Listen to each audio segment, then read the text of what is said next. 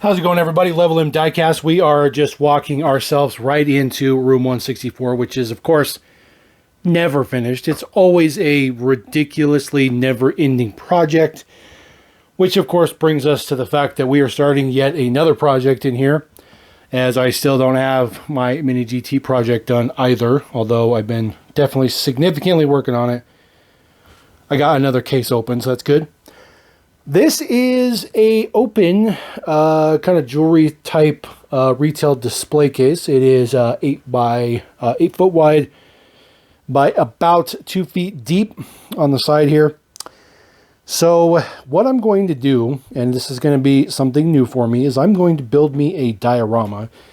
Now I am going to disclaim right out the gate here, I am not trying to make this thing realistic. Okay, I'm not trying to make this thing like ultra realistic or whatever, and I'm not trying to make things like permanent. This is just basically to display some stuff, which we'll talk about here in a second. So it is going to cover the entire bottom of this display case, the entire thing. So I bought some corkboard. As you can see here, there's a bunch of corkboard down here because corkboard looks just like dirt, so that will look like a pretty good base to start with. I do need to cut some pieces up. It will cover this whole bottom here. So this side here, there will be a shop. There'll be a kind of a mechanics workshop, maybe a little office off to the side. Nothing really fancy or whatever. The reason there's going to be a shop there is because this is going to be a semi-truck junkyard, and it's going to be the entire thing. I anticipate that I'll probably be able to put 200 or 300 semis in here minimum. I'm going to have some trailers in here. I'm going to make it look kind of beat up, kind of craziness. So the shop will be there.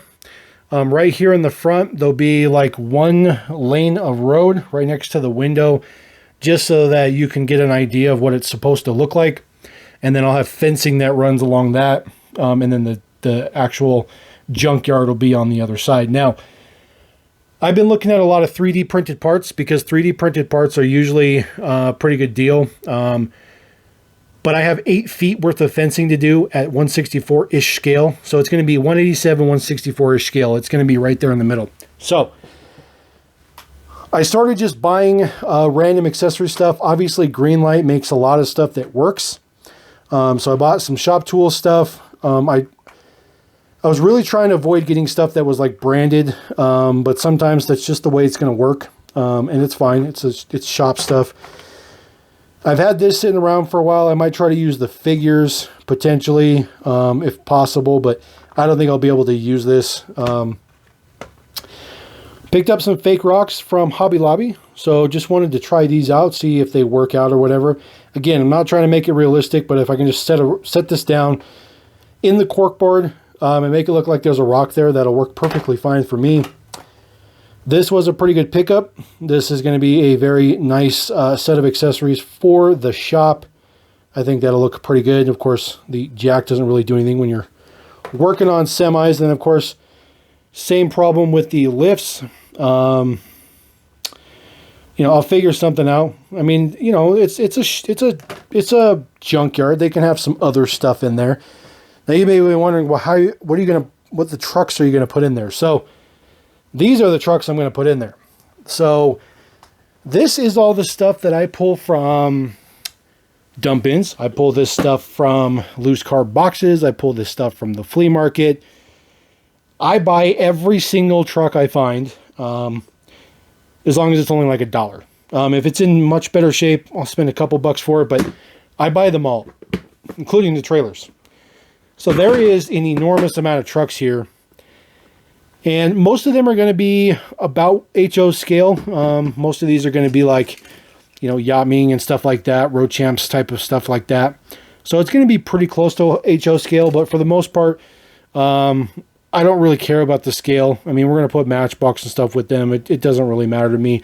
Obviously, when you get to like Ertl stuff and whatnot, that's going to be too big to fit in there.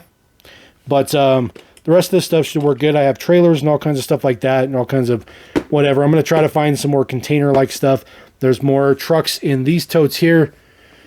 Just looked at that